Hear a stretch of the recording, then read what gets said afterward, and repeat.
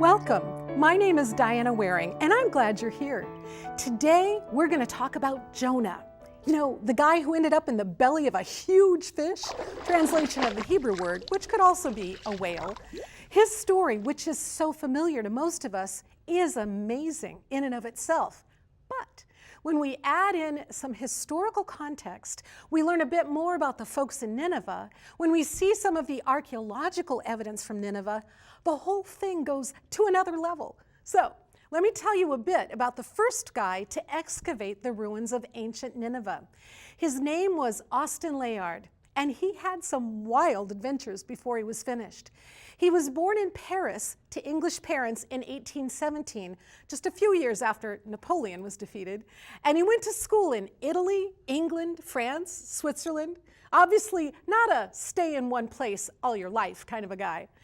After 6 years of working in an office, the lure of adventure and travel drew him to Persia and Mesopotamia, modern-day Iran and Iraq, which he explored for many months.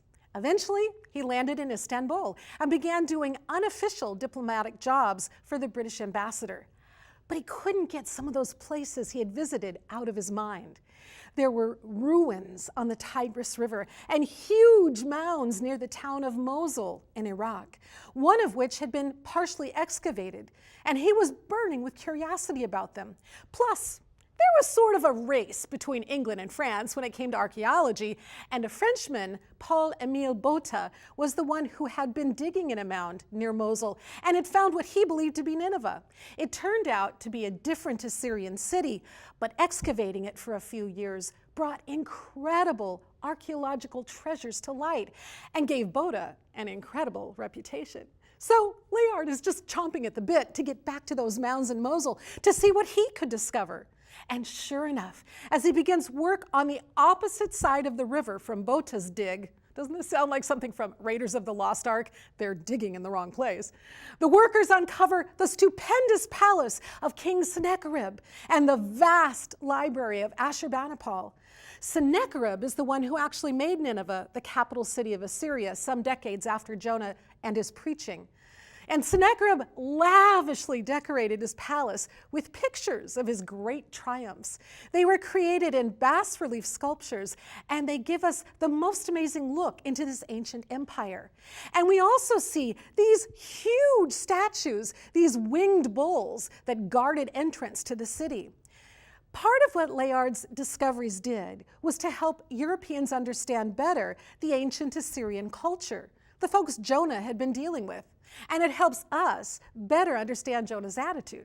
So picture this. The Assyrians were the best in the world at breaking through walled cities. That's how people often defended themselves in ancient days.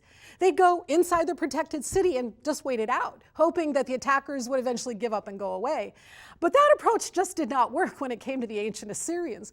Those guys were indefatigable. They had all kinds of methods of getting over or under or through your city walls. And if you should hold out against them, close your city gates and say, nope, you can't come in here, then that would make them really angry. So when they eventually got into the city, they did awful things. I'm not even going to describe it. Awful things, really.